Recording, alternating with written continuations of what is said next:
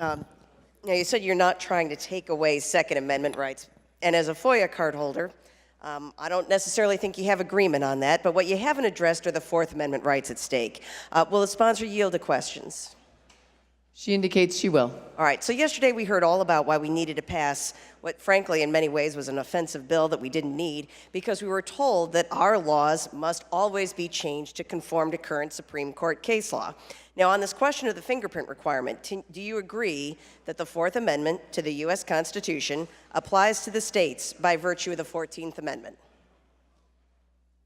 Yes.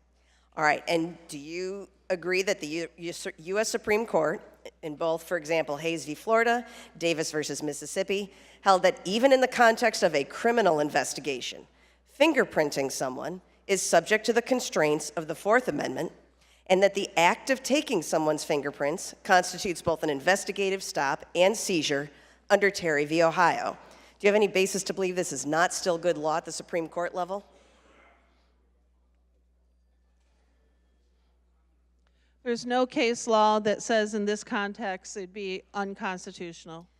That's not, no, I'm asking about Hayes and Davis and the act of fingerprinting. I am not a constitutional lawyer, ma'am, and I'm not going to get in a constitutional lawyer debate with you. You can well, you know, maybe you should think about these constitutional issues before you start filing these kinds of bills. And I am not a lawyer, and you will win in the lawyer debate. She's not going to answer constitutional questions. Let me inform the body that Hayes versus Florida also explained that in the absence of probable cause or a warrant suggesting anyone has to cooperate with the police for fingerprinting, quote, could not be squared with the Fourth Amendment. And in fact, no one can be compelled to submit to the police for interrogative purposes or fingerprinting absent probable cause or judicial warrants. Now, there are some exigent circumstances, but again, those types of scenarios has to involve someone who is under reasonable suspicion of being engaged in criminal activity. And I resoundingly reject the notion that every single person who applies for a FOID card is someone who can qualify as a suspicious individual in the process of seeking to engage in criminal activity.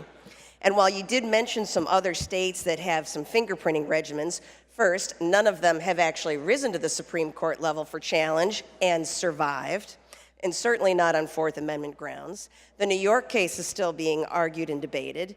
Second, you also indicated that you thought D.C. v. Heller actually upheld D.C.'s fingerprinting licensing regime. That is absolutely untrue. And in fact, the Supreme Court said they were going to just assume that the petitioner's issuance of a license would be satisfied and, quote, do not address the licensing requirement in their constitutional analysis. And the Texas laws that you mentioned are limited to certain types of licenses to carry, which is different from what we're saying here in Illinois, which is to merely own or possess. You have to have the fingerprinted FOID card. And if you're going to get these fingerprints, where do they go? According to the Illinois State Police, all fingerprints for the fee applicants are going to be submitted to the ISP. The ISP will retain the fingerprints in their automated biometric identification system, and they will use those fingerprints in connection with future criminal justice submissions and requests. That initial fingerprint submission will also be forwarded to the FBI. Does anyone really think that that data and information is going to be secure and is going to not be abused, and that the FBI is going to let that kind of information go? I'm frankly distressed that you think that keeping fingerprints of innocent people on file in a database for criminal investigations, when those fingerprints were surrendered by force of law and not consent, is a feature and not a problem with this law. You also said that fingerprints don't lie. Well, go ask Lena Kahan about that. 8 years she spent in prison based on bad fingerprint analysis. Go ask Richard Jackson, gay male in Philadelphia, convicted of murdering his lover on the word of 3 fingerprint analysis, who were all wrong, and his conviction was overturned. You also think this is simple because Disney can do it, and what's the big deal about a little fingerprint?